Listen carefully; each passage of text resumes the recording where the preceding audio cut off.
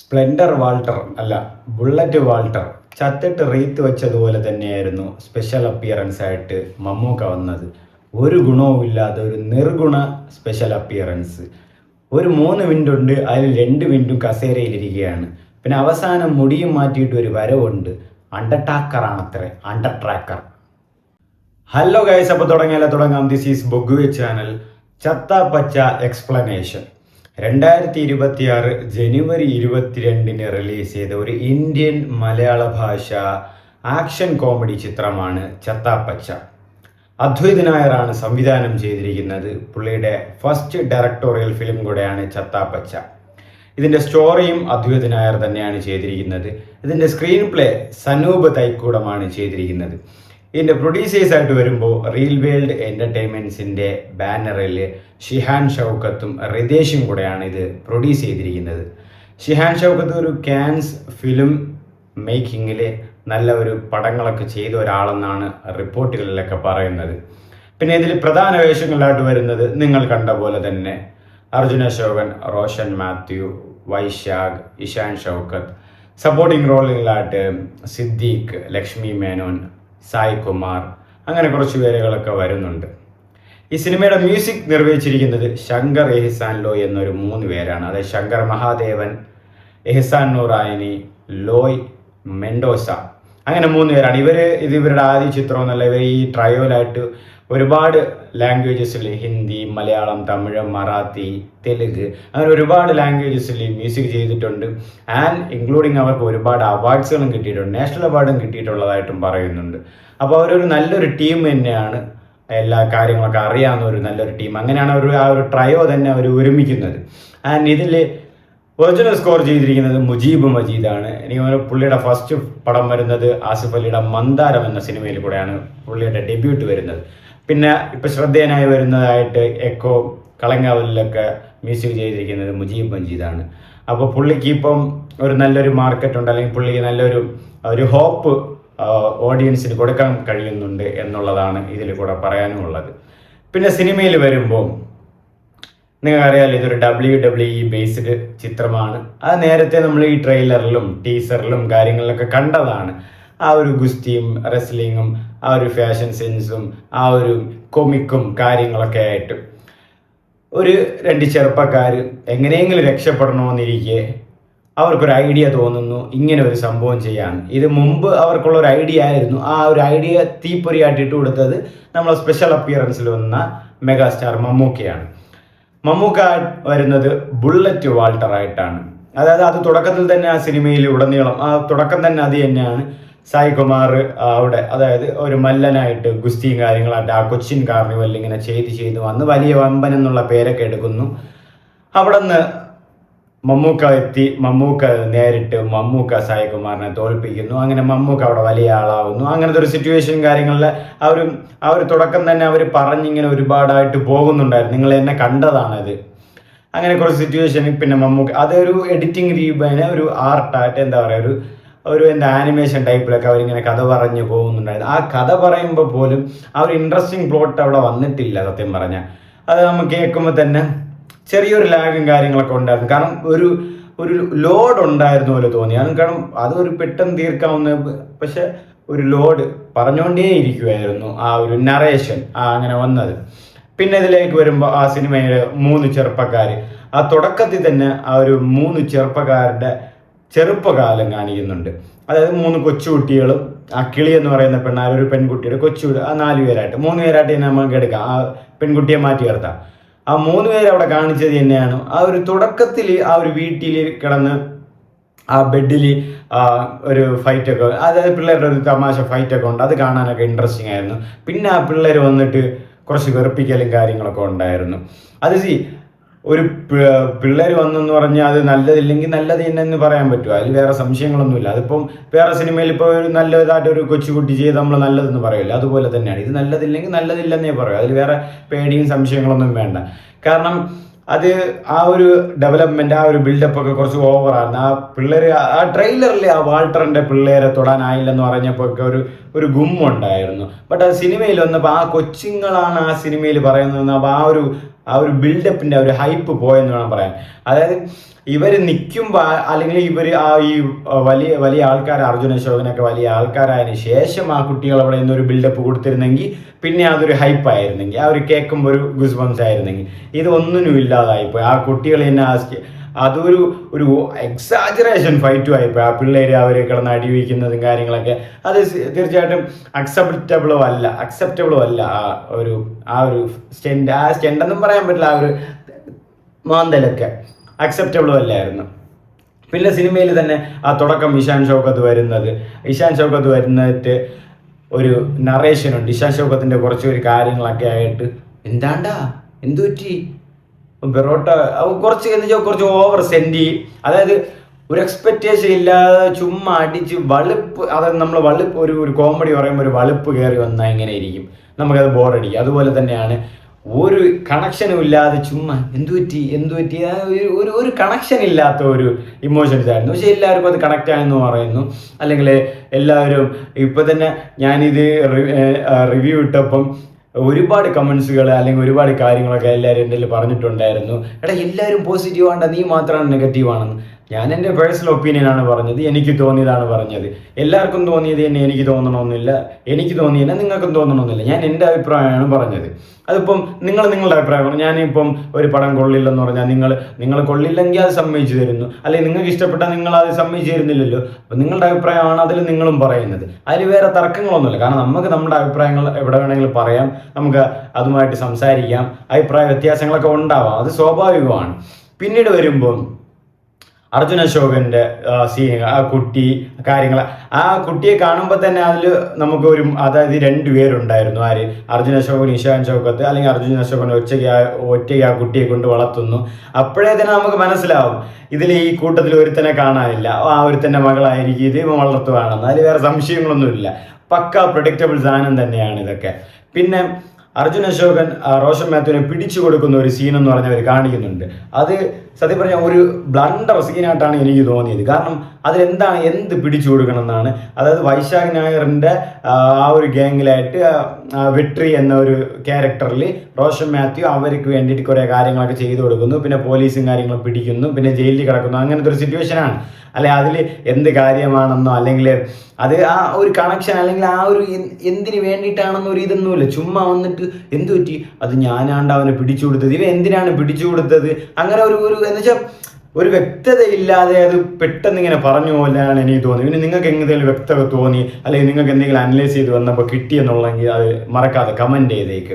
പിന്നെ വരുന്നത് റോഷൻ മാത്യു വരുമ്പം ഒരു പക്ക പ്രഡിക്റ്റബിൾ കഥ, ആ ഒരു ക്യാരക്ടർ തന്നെയാണ്. അതായത് എന്താ പറയുക, ഒരു പ്രേമിച്ച പെണ്ണ് വേറെ വീട്ടിൽ നിന്ന് ഒളിച്ചോടി പ്രേമം കല്യാണം കഴിക്കുന്നു, കുട്ടി ഉണ്ടാവുന്നു, കുട്ടി ജനിക്കുമ്പോഴേക്ക് അമ്മ മരണപ്പെടുന്നു. അങ്ങനെ ഇതിൻ്റെ ഇടയിൽ ജയിലിലേക്ക് പോകുന്നു. പിന്നെ ആ സഹോദരങ്ങളായിട്ട് വഴക്ക്, അങ്ങനത്തെ സ്ഥിരം ടിപ്പിക്കലായിട്ടുള്ള ഒരു നാട്ടിൽ നടക്കുന്ന കാര്യങ്ങൾ തന്നെയാണ് അതിൽ പ്രത്യേകിച്ച് വേറൊരു കാര്യങ്ങളോ ആവശ്യമില്ലാത്ത ഒന്നുമില്ല. എല്ലാം അനാവശ്യം തന്നെയായിരുന്നു. നമ്മൾ കണ്ടു മടുത്ത കാര്യങ്ങൾ തന്നെയാണ് അതിലുണ്ടായിരുന്നും കൂടെ. അപ്പോൾ ഈ 3 പേരുടെ പെർഫോമൻസ് വരുമ്പം, ഈ റിങ്ങിൻ്റെ അകത്ത് വരുമ്പോൾ ഈ 3 പേരുടെ പെർഫോമൻസും അതിഗംഭീരമായിരുന്നു. അർജുൻ അശോകനാകട്ടെ, റോഷൻ മാത്യു ആവട്ടെ, ഇഷാൻ ഷൗക്കത്തായിരുന്നു. ഈ 3 പേര് റിങ്ങിൻ്റെ അകത്ത് വരുമ്പോൾ അവരുടെ പെർഫോമൻസ് അതിഗംഭീരം തന്നെയായിരുന്നു. അതിൽ വേറെ സംശയങ്ങളൊന്നുമില്ല. കാരണം അതിൻ്റെ അകത്ത് അവരുടെ കോസ്റ്റ്യൂം ആകട്ടെ, അവരുടെ പേരുകളാകട്ടെ, അല്ലെങ്കിൽ അവരുടെ ഫൈറ്റ് ആവട്ടെ, അല്ലെങ്കിൽ അവരുടെ അറേഞ്ച്മെൻറ്റ്സ് ആവട്ടെ, അല്ലെങ്കിൽ അവരുടെ കോഓപ്പറേഷൻസ് ആവട്ടെ, കോർഡിനേഷൻ ആവട്ടെ, എല്ലാം പക്കയായിരുന്നു. ആ ഒരു സ്റ്റണ്ട് അവർ ക്രിയേറ്റ് ചെയ്തത്, ആ ഒരു ഗോൾഡിഷ് ബാക്ക്ഗ്രൗണ്ട്, ആ ഒരു റിങ് അവർ സെറ്റ് ചെയ്തത്, ആ ഒരു വൈബ് അവർ ക്രിയേറ്റ് ചെയ്തതൊക്കെ പക്കയായിരുന്നു. വേറെ സംശയമൊന്നുമില്ല. അത് കിട്ടില്ല സാധനമായിരുന്നു. അത് ഇന്നേരെ എല്ലാവരും കാണാത്തൊരു സാധനം തന്നെയായിരുന്നു. ഇടിയൊക്കെ നല്ല ഇടി മാറി അവസാനം ഇവർ എന്താ പറയുക, റോഷൻ മാത്യുവും അർജുനും തമ്മിൽ ഒരു എൻ്റെ ക്ലൈമാക്സ് ഫൈറ്റിങ് കാര്യങ്ങൾ, അതിന് മുന്നോടിയായിട്ട് ആ ഡ്രസ്സ് ധരിച്ചിട്ടുള്ള ഒരു ഫൈറ്റിങ് കാര്യങ്ങൾ, അതായത് വില്ലൻ്റെ കൂടെ അല്ലെങ്കിൽ വേറെ ഒരാളെ അടിക്കാൻ വരുന്നതിൻ്റെ കൂടെ ഉള്ള ആ ഒരു ഫൈറ്റിങ് കാര്യങ്ങൾ, ഇവർ കോംബോ ആയിട്ട് അടിവെച്ച് ജയിക്കുന്ന കാര്യങ്ങൾ, അതൊക്കെ കുറച്ചല്ല നല്ല സീനുകൾ തന്നെയായിരുന്നു. ഞാൻ എൻജോയും ചെയ്തിട്ടുണ്ടായിരുന്നു, നന്നായിട്ട് തന്നെയായിരുന്നു. പിന്നെ എനിക്ക് ചിരി വന്ന, ഞാൻ മമ്മൂക്ക വന്നപ്പം തിയേറ്ററിൽ ചിരിയായിരുന്നു, ആ കയ്യടിയും കാര്യങ്ങളും ഇല്ലായിരുന്നു. മമ്മൂക്ക ആ ഒരു സ്ക്രീൻ പ്രസൻസ്, അതായത് ഈ ഒരു പടത്തിൽ ആ ഒരു സ്പെഷ്യൽ അപ്പിയറൻസ് കിട്ടില്ല എന്ന് പറഞ്ഞപ്പോൾ ഒരാൾ കമൻറ്റ് ചെയ്തിട്ടുണ്ടായിരുന്നു, ബ്രോ ആ ചിരിച്ച വീഡിയോ എനിക്കൊന്ന് അയച്ചു തരാൻ പറ്റുമായിരുന്നു. മമ്മൂക്ക വന്ന അവിടെ ചിരി ഉണ്ടായിരുന്നു. ഞാൻ ഓണസ്റ്റ് ആയിട്ടാണ് പറഞ്ഞത്. ആ ഒരു ഡയലോഗ് ഞാൻ കുറച്ച് നേരം ഇല്ലാത്തപ്പോൾ സീനാക്കിയാണ് എന്നുള്ള ഇതാണെന്നറിയാം. മറ്റേ കോമഡി സ്റ്റാർസ് അതിലുണ്ടല്ലോ, നമ്മ സീനാണ് ആ ഒരു സാധനം പോലെ ആയിരുന്നു അതൊക്കെ. അപ്പോൾ അപ്പോൾ ആ ഒരു കമൻറ്റിൽ ഒരു ആൾ പറഞ്ഞത്, നീ ആ ചിരിച്ച വീഡിയോ എനിക്കൊന്ന് അയച്ചു തരുമെന്ന്. അപ്പോൾ ഞാൻ തിരിച്ച് റിപ്ലൈ കൊടുത്തു, അടുത്ത ഷോയ്ക്ക് ഞാൻ എന്തായാലും പോവില്ല, അപ്പോൾ അടുത്ത ഷോയ്ക്ക് പോകുമെന്ന് നിങ്ങൾ വിചാരിക്കുകയും വേണ്ട, അതുകൊണ്ട് ആ വീഡിയോ കിട്ടുമെന്നും തോന്നണ്ട, ഞാൻ അയച്ചും തരില്ലെന്ന് പറഞ്ഞു. ഇനി ഞാൻ അതിന് പോയി എടുത്ത് വീഡിയോ നിങ്ങൾക്ക് അയച്ചു തരണമല്ലേ? അയ്യ, അപ്പോൾ അതിൽ തന്നെ ഉണ്ട് എന്താണ് ഉദ്ദേശിക്കുന്നതെന്ന്. പോയിട്ട് ഞാൻ വീഡിയോ അയച്ചു കൊടുക്കാനെന്ന്. ഇതിൽ മമ്മൂക്കയുടെ ആ ഒരു സ്പെഷ്യൽ അപ്പിയറൻസ് എന്ന് പറയുന്നത് സിനിമയെ അതായത് ഒന്നുകൂടെ ഡൗൺ ആക്കിയ ഒരു അപ്പിയറൻസ് തന്നെയാണ് സ്പെഷ്യൽ അപ്പിയറൻസ്. അതായത് ആ തുടക്കത്തിൽ തന്നെ ആ മമ്മൂക്കയുടെ ആ ബിൽഡപ്പും കാര്യങ്ങളും അവിടെ ആവശ്യമൊന്നുമില്ല. അവിടെ മമ്മൂക്കയ്ക്ക് വേറെ ആരെ കൊടുത്താലും അവിടെ ആപ്റ്റാവും.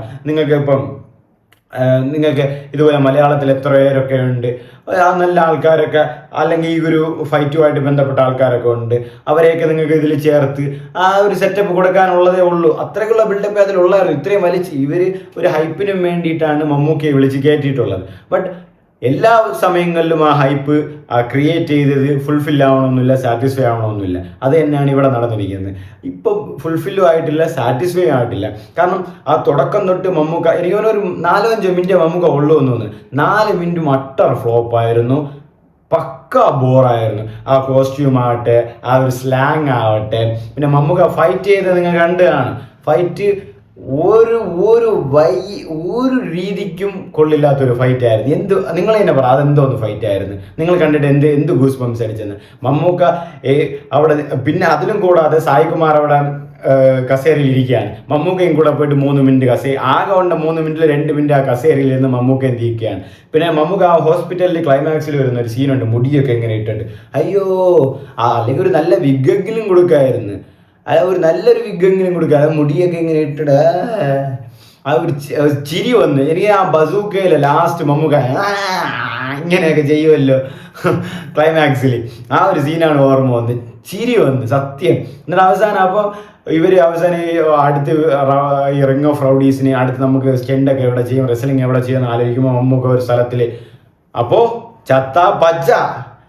ഫസ്റ്റ് ഓഫ് ഓൾ ആ പേര് തന്നെ എന്തിനാണെന്ന് എനിക്കൊരു പിടിയില്ല. ചത്താപ്പച്ച എന്ത് റിലേറ്റ് ആയിട്ടാണ് അവർ ഇട്ടത്, അല്ലെങ്കിൽ ചത്താപ്പച്ച എന്തിനാണ് അവർ അത് വന്നതെന്നൊന്നും ഒരു പിടിയില്ല. പിന്നെ അർജുൻ അശോകൻ്റെ ആ ഒരു ഇമോഷണൽ സൈഡ് എടുക്കുമ്പോൾ എനിക്ക് ഒരു രീതിയിലും കണക്റ്റ് ആയില്ല. അത് ഓവർ വളിപ്പായിട്ടാണ് എനിക്ക് തോന്നിയത്. കാരണം അത് ഒരു പടത്തിൽ ഒരാൾ ചെയ്യുന്നതുകൊണ്ട് എല്ലാ പടത്തിലും അയാളെ കുറ്റക്കാരനാവും, അല്ലെങ്കിൽ എല്ലാ പടവും അങ്ങനെ ചെയ്യുമെന്നില്ല. ഈ പടമാണ് നമ്മൾ സംസാരിക്കുന്നത്, അപ്പോൾ ഈ പടത്തിൻ്റെ കാര്യങ്ങളാണ് നമ്മൾ ഉദ്ദേശിക്കുന്നത്. അപ്പോൾ ഈ പടത്തിൽ ഇപ്പോൾ അർജുൻ അശോകൻ തന്നെ ഒരു സീന് ഞാൻ നിങ്ങൾക്ക് പറഞ്ഞുതരാം. അതായത് അർജുൻ അശോകൻ പെട്ടെന്ന് വീട്ടിൽ നിന്ന് ആ ഡ്രസ്സൊക്കെ ഇങ്ങനെ മടക്കി പെട്ടെന്നൊരു ബാഗിലെടുത്ത് പാക്ക് ചെയ്യുന്നുണ്ട്. അപ്പം ഇഷാൻ ഷൗക്കത്ത് ഒന്ന് ചോദിക്കുന്നുണ്ട്, എവിടെ പോകണം, ടെൻഷൻ. അപ്പോൾ അർജുൻ അശോകൻ്റെ ഒരു പ്രഷറുണ്ട്, എന്തിനാണ് അത്രയ്ക്കും ടെൻഷൻ അടിക്കണമെന്നും ഇല്ലാത്ത ഒരു ഓവർ സെൻറ്റിമെൻ്റ് അല്ലെങ്കിൽ ഓവർ റിയാക്ഷൻ ആയിപ്പോയി ആ സമയം. അപ്പോൾ ഇത് റോഷൻ മാത്യു വരുമ്പോൾ ഇൻ്റർവെല്ലിൽ തീരുകയാണ്. അപ്പോൾ നമ്മൾ വിചാരിക്കും നല്ലൊരു ഫൈറ്റ് അല്ലെങ്കിൽ നല്ലൊരു സാധനം എന്തോ ഉണ്ടെന്ന്. സെക്കൻഡ് ഹാഫ് തീരുമ്പോൾ റോഷൻ മാത്യു അവന്മാരുടെ ബെഡിൽ കൂടെ കിടക്കുന്നു. അതായത് റോഷൻ മാത്യുവിന് ആരെന്നെ അറിഞ്ഞുകൂടാ, പിന്നെ എന്തിനാണ് ഇത്രയും ബിൽഡപ്പും കാര്യങ്ങളൊക്കെ, അതിൻ്റെ ഒരാവശ്യവും ഇല്ലായിരുന്നു. അതെന്ന് വെച്ചാൽ ഒരു കണക്ഷൻ ഇല്ലാത്ത ഒരു സാധനം പോലെ ആയതിന്, അല്ലെങ്കിൽ അറിഞ്ഞിട്ട് വന്നിട്ട് അടിവെക്കുന്ന ഒരു സീനുകളും കാര്യങ്ങളും ഉണ്ടായിരുന്നെങ്കിൽ പിന്നെയും പക്കായിട്ട് പോയെങ്കിൽ. ഇതിലെനിക്ക് ഈ 3 പേരെക്കാളും കുറച്ചുകൂടെ ഏറ്റവും മെച്ചമായിട്ട് തോന്നിയത് വൈശാഖിൻ്റെ ആ കോസ്റ്റ്യൂം, വൈശാഖിൻ്റെ ആ ഒരു ആറ്റിറ്റ്യൂഡ്, അല്ലെങ്കിൽ ആ ഒരു ഇടയ്ക്കുള്ള ഒരു തമാശ, മാനറിസം, പിന്നെ ആ വില്ലനിസം, പിന്നെ ആ ലാസ്റ്റ് ആ ഒരു ഫിസിക്ക്, അതിൽ റോഷൻ്റെ ഫിസിക്കും സൂപ്പറായിരുന്നു. ആ ക്ലൈമാക്സിലെ ഫൈറ്റും കാര്യങ്ങളും. പിന്നെ എനിക്ക് അതിലൊരു ചെറിയ നെഗറ്റീവായിട്ട് തോന്നി, വൈശാഖ് പുറത്ത് നിന്ന് ഇവർ അടിവെപ്പിക്കണമായിരുന്നു. ഇത് വൈശാഖ് ഒരുമാതിരി അവരുടെ അടുത്ത് നിന്ന് തന്നെ ചുമ്മാ നിനക്ക് കുട്ടിയുള്ളതാണ്, കുടുംബമുള്ളതാണ്, പെണ്ണില്ലാത്തതാണ്, ജീവിതം ഇല്ലാത്തതാണ്, അങ്ങനെ പറയുമ്പോഴാണ് ഇവനാണ് വില്ലനാണെന്ന് ഇങ്ങനെയൊക്കെ. പിന്നെ അത് അവന് ഒരു ബന്ധുവില്ലാതെ റോഷൻ ഇങ്ങനെ മണ്ടനെ പോലെ ഇങ്ങനെ കേട്ടോണ്ടിരിക്കും. അത് ഒരു ക്യാരക്ടർ ഡെപ്ത് ഇല്ലാത്ത പോലെയാണ് എനിക്ക് തോന്നിയത്. പിന്നെ വരുമ്പോൾ അർജുൻ അശോകന് പറയാന്നേ ഉള്ളൂ, അല്ലെങ്കിൽ ഇഷാൻ ഷൗക്കത്തിന് പറയാന്നേ ഉള്ളൂ, അവൻ കള്ളനാണ്, അവൻ ചുമ്മാ നമ്മളെ തെറ്റിദ്ധ. ഇവന്മാരെല്ലാവരും ഇങ്ങനെ നോക്കിക്കൊണ്ടിരിക്കുകയാണ്. അടിവിക്കാനും പോകുന്നില്ല, അല്ലെങ്കിൽ കാര്യം പറയാനും പോകുന്നില്ല, ഒന്നിനും പോകുന്നില്ല. മൊത്തത്തിൽ ആ റിങ് കഴിഞ്ഞ റിങ്ങിൻ്റെ അപ്പുറത്ത് ആ റിങ്ങിൻ്റെ പുറത്തേക്ക് സിനിമ വരുമ്പം സിനിമയിലൊന്നുമില്ല. സിനിമ എന്ത് കണക്റ്റ് ആവും? എനിക്ക് കണക്റ്റ് ആയില്ല. പേഴ്സണലി ഞാൻ പറയുന്നത്, നിങ്ങളുടെ അഭിപ്രായങ്ങൾ നിങ്ങൾ കമൻറ്റ് ചെയ്തേക്ക്. എനിക്ക് കണക്റ്റ് ആയിട്ടില്ല സിനിമ. കാരണം ഞാൻ പറഞ്ഞില്ല, ആ ഇമോഷൻസ് ഒന്നും വർക്കൗട്ട് ആയിട്ടില്ല. പിന്നെ ആ കൊച്ചു പിള്ളേരുടെ ആക്ടിങ്, ആ പിള്ളേർ ആദ്യം തന്നെ എന്ന് വെറുപ്പിച്ച് വാട്ടറും പിള്ളേരെ തുടങ്ങിയൊക്കെ ആയോടാന്ന് കാറിൽ നിന്ന് ആ സീനൊക്കെ സത്യം. ആ സീനൊക്കെ എവിടെയാണ്, ആർക്കൊക്കെ എന്തൊക്കെ ഗൂസ് ബംസും കാര്യങ്ങളും കിട്ടിയെന്ന് പറഞ്ഞു. അതെവിടെയാണ് എന്താണെന്ന് എനിക്ക് അറിഞ്ഞുകൂടാ. പിന്നെ ഇതുപോലെ തന്നെ ഈ കൊച്ചു പിള്ളേരെ വെച്ച് ഇതേപോലെ ഹൈപ്പ് ചെയ്യണം, ബിൽഡപ്പ് ചെയ്യണമൊക്കെ ഒരു കണക്ടിവിറ്റി ഇല്ലാത്ത പോലെ ഇപ്പോൾ തോന്നുന്നുണ്ട്. അതായത് ഒരു അരോചകമായിട്ട് ചുമ്മാ തള്ളി ഇറക്കാൻ വേണ്ടി കുറച്ച് കൊച്ചു പിള്ളേരെയും കൊണ്ടുവന്ന് അവരെ വെച്ച് ബിൽഡപ്പ് ചെയ്യണം. അത് സത്യം പറഞ്ഞാൽ മുമ്പത്തെ സിനിമയിലൊക്കെ പിന്നെ ഓക്കെ, അല്ലെങ്കിൽ ഇപ്പോഴും ചെയ്ത് അത് വർക്കൗട്ട് ആയില്ലെങ്കിൽ പക്ക ബോറാവും. അത് തന്നെയാണ് ഇതിലും ആയിട്ടുള്ളത്. പിന്നെ ആ സിനിമയിൽ അപ്പുറത്തേക്ക് വരുമ്പം ഇത് മമ്മൂക്കയുടെ സീൻ നമ്മൾ പറഞ്ഞതാണ്. മമ്മൂക്ക എന്തിനാണ്, അതാണ് ഞാൻ പറഞ്ഞത്, മമ്മൂക്കയുടെ സ്പെഷ്യൽ അപ്പിയറൻസിൻ്റെ ആവശ്യം ഉണ്ടായിരുന്നു എന്ന് ചോദിക്കുവാണെങ്കിൽ 100% ഞാൻ അടിച്ചു പറയും ഓണസ്റ്റായിട്ട്, മമ്മൂക്കയുടെ ആവശ്യമേ ഈ സിനിമയിലില്ല. എന്താവശ്യമാണ്? ആ ഒരു സമയത്ത് വേറൊരു നടനെയും കൊണ്ടുവന്ന്, അല്ലെങ്കിൽ നടനല്ല, ഒരു സാധാരണ ഒരു ആക്ടേഴ്സ്, അല്ലെങ്കിൽ ഒരു ജിമ്മ്, അല്ലെങ്കിൽ ഒരു ഇതേപോലെ ഫൈറ്റിൽ കാര്യങ്ങളൊക്കെ ചെയ്യുന്ന ഒരാളെ കൊണ്ടുവന്ന് തീർന്നായി.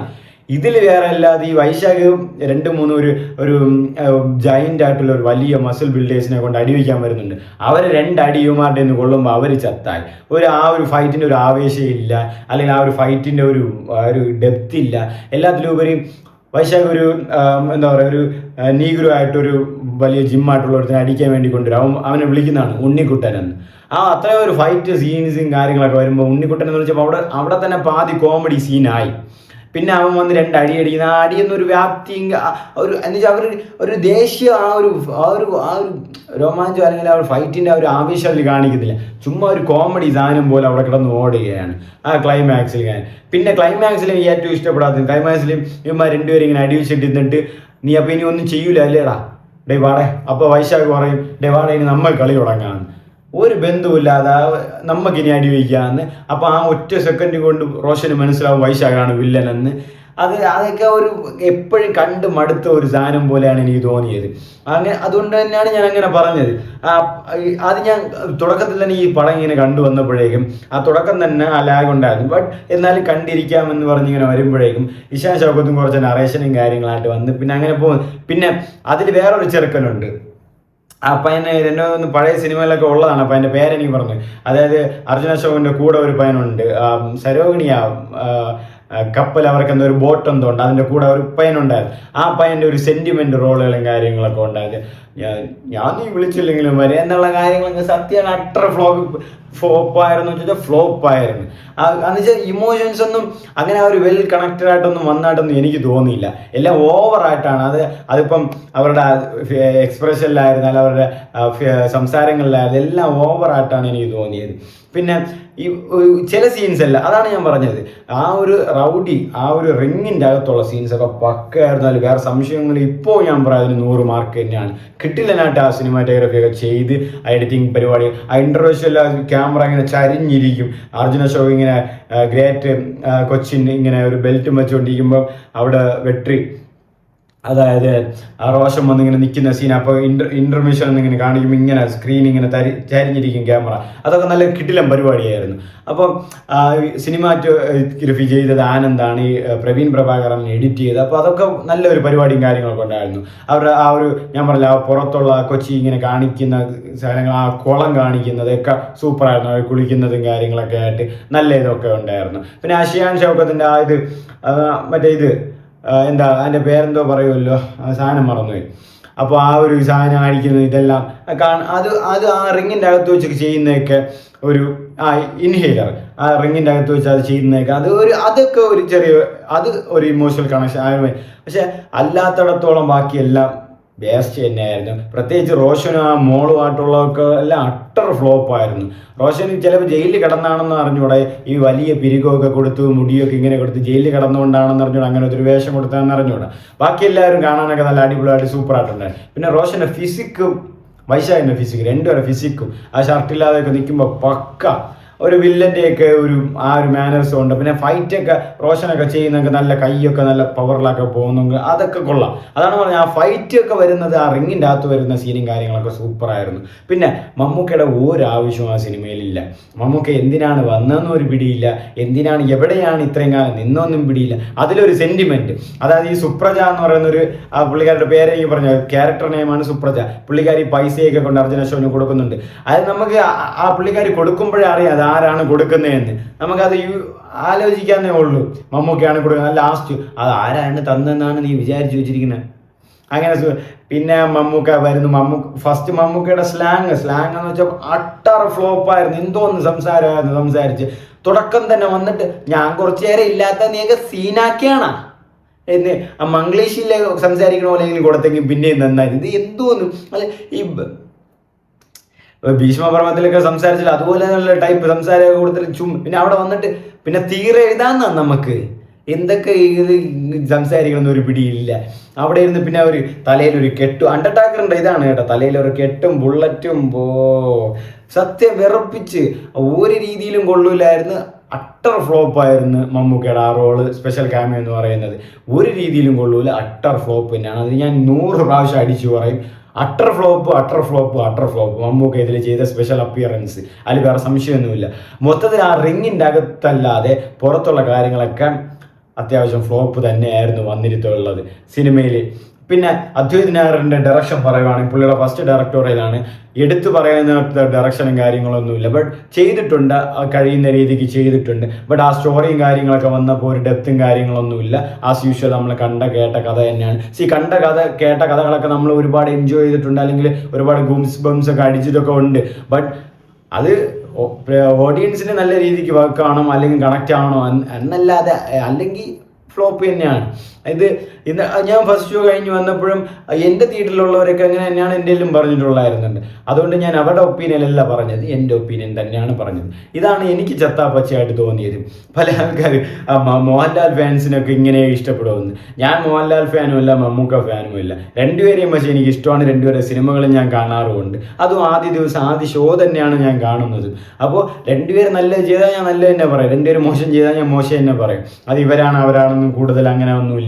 അപ്പോൾ ചില സമയം നമുക്ക് ഞാൻ പറഞ്ഞുതരാം, നമുക്ക് തിയേറ്ററിൽ ഒരു സിനിമ കാണും. ചിലപ്പോൾ തിയേറ്ററിൽ നമുക്ക് വർക്കാവും, കാരണം കൂട്ടത്തോടെയൊക്കെ ഇരിക്കുമ്പോൾ ചിലപ്പോൾ വർക്കാവില്ലെന്നും വരും. ബട്ട് ആ തിയേറ്ററിൽ വർക്കായ സിനിമ അത് OTTയിൽ വരുമ്പോൾ വർക്കാവാതെയും വരും, കാരണം നമ്മൾ ഒറ്റയ്ക്ക് ഇരുന്ന് കാണും. അതാണ് ആ തിയേറ്ററിൻ്റെ വൈബിലിരുന്ന് കാണണമെന്നൊക്കെ പറയുന്നത്. ബട്ട് ഇത് ഞാൻ ഇരുന്നപ്പോഴേക്കും ആ ചിരിച്ച സീനൊക്കെ ഉള്ളതായിരുന്നു. മമ്മൂക്ക വന്നപ്പോൾ പുറത്തും പുറകിലൊക്കെ ആയൊരു ചിരിയൊക്കെ ഉള്ളതായിരുന്നു. കാരണം അമ്മാരി ആ സീനെ അട്ടർ പോരായിരുന്നു. വെറും വേസ്റ്റ് അപ്പിയറൻസ് ആയിരുന്നു മമ്മൂക്കായിൽ ചെയ്തത്. അപ്പോൾ അതിലൊരാൾ പറഞ്ഞാണ്, ചുമ്മാ അല്ലടാ നിനക്ക് വ്യൂസ് ഒന്നും കൂടാത്തേ. ഞാൻ പടം കൊള്ളില്ലെന്ന് പറഞ്ഞതിൻ്റെ വ്യൂസുമായിട്ട് ഒരു ബന്ധവുമില്ല. പിന്നെ എൻ്റെ വ്യൂസാണ് നിങ്ങൾക്ക് പ്രശ്നമെങ്കിൽ അതിന് നിങ്ങൾ ബേജാറാവേണ്ട ആവശ്യവും ഇല്ല. അപ്പോൾ ഞാൻ ഉള്ള കാര്യമാണ് പറഞ്ഞത്. അപ്പോൾ ഒരാൾ നെഗറ്റീവ് ഓളി അത് ഇതെന്നൊക്കെ പറയുന്നു. അപ്പോൾ അതിന് ഞാൻ സത്യം പറഞ്ഞ അവർക്ക് മറുപടിയും കൊടുക്കുന്നുണ്ട്, ബ്രോ എനിക്ക് ഇഷ്ടമില്ലായിരുന്നു, ഇഷ്ടപ്പെട്ടില്ലായിരുന്നു, അതുകൊണ്ടാണ് ഞാൻ അങ്ങനെ ചെയ്തത്. അപ്പോൾ മൊത്തത്തിൽ എനിക്ക് ചത്തത് തന്നെയാണ് തോന്നിയത്, ചത്ത് പോയതുപോലെ തന്നെയാണ് തോന്നിയത്.